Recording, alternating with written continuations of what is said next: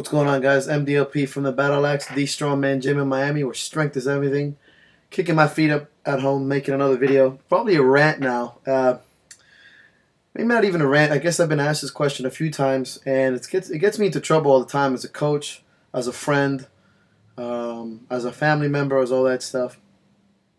What exactly motivates me to train? What motivates me to get in the gym? And this could be like a story that goes on forever. I talk about it all the time. I've been interviewed on it. I pat myself on the back. Saw what I did there. And really, to keep it simple, I suppose what motivates me the most is that I'm a very ambitious person, and I'm never really satisfied in certain things. And that's kind of a double-edged sword because it motivates me at the same time, but it also it makes me really hard on myself. So one thing that I will constantly do is to set myself up with realistic goals that I know I can get.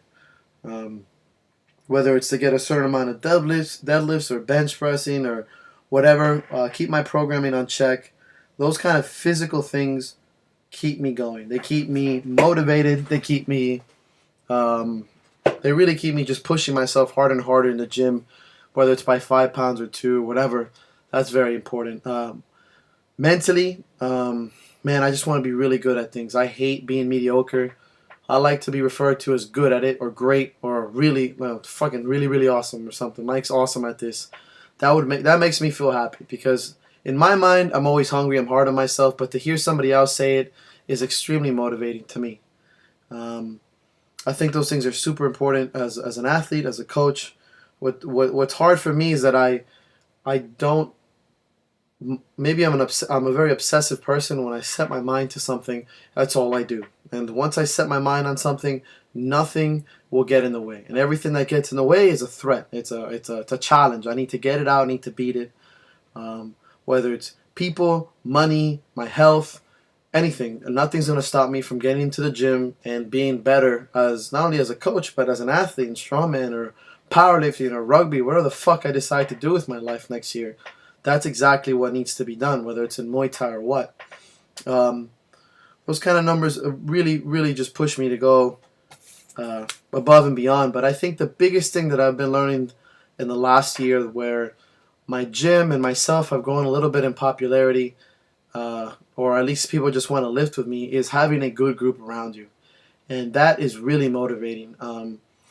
I believe that my gym is like a strength mecca, where people from all aspects of strength and fitness and athleticism come to share ideas, to train. I mean, I have CrossFitters, I have powerlifters, I have bodybuilders, I have physique and figure models come by, I have strongman, I have triathletes. All these different areas are coming to my gym to discuss strength and how to better yourself. And one thing that I've learned this past year is to get a good group around me. Surround myself with hungry, ambitious, humble individuals. Like I said, I meant in a previous video, it's hard to find a really, really humble athlete. There's always an air of cockiness, and I like that. That's different than an arrogant person. I want people in the gym that are sponges, that are there to learn, share ideas. It's okay to be opinionated. We're going to disagree. We're going to disagree about certain movements. We're going to disagree about lifting stuff. If you're lifting with me, you're going to tell me, Mike, you're a little, shaky on there, or your form looked a little off, or cool, man. I have to be as humble as my students. I need to get under there and get better under the barbell. Well, for training, it's just like, here's my program, do it, and then we can discuss what you want to do. Mike, I want to get better at pressing. I want to get better at this. Can we do this?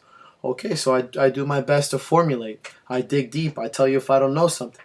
So you're surrounding yourself with people who are just as hungry as you are, people who are ambitious, people who are go-getters, both in a emotional life. They're not coming in as a fucking wet sock. I fucking hate that shit. Oh, I'm tired. I've had a bad day. Get out. Nobody, when you're training with me or training under me in a real competitive environment, get the fuck out if you're going to come with that attitude. That's bullshit. Nobody cares about your life outside of the battle axe. Kill yourself.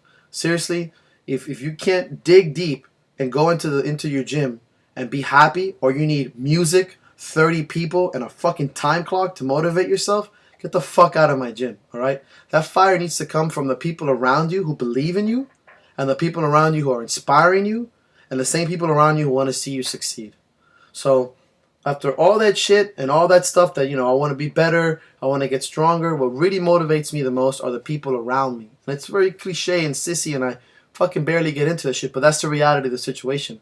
Odin has blessed me with some really positive individuals in my life this last year, and there's nothing better than to train with them, there's nothing better than to beat them, and there's nothing better than to be beat by them. I tell this to all the time. Louis Simmons said it best. You don't necessarily need a good fucking coach, but you need a good fucking team. You need a good group of people around you. You need, in my opinion, which is what I say, you need a rabbit or you need to be the rabbit. I love being the rabbit. I love motherfuckers trying to catch me and chase me and beat me and whatever. And when you win, I'll talk shit and we have a great time, but I want you to be better than me. I want you to get out that gym and be stronger, faster, whatever than me.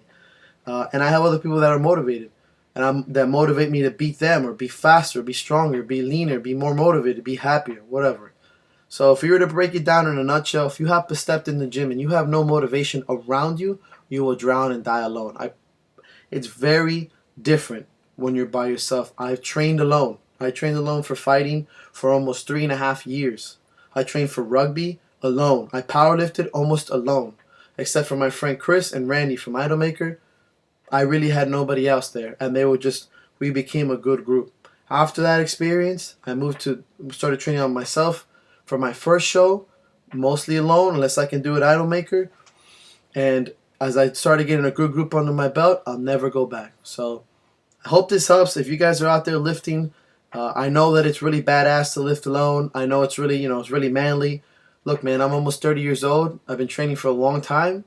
And if you surround yourself with a good group of people that motivate you to train, whether it's 1 or 10, it doesn't matter. As long as you have that rabbit or you are the rabbit and you're motivating and being motivated, you will fucking kill it. If not, I promise you, you're in for a rude surprise, awakening, whatever, and a tough road. So hope this helps, man. I was ranting, but this is really out of experience. So cheers.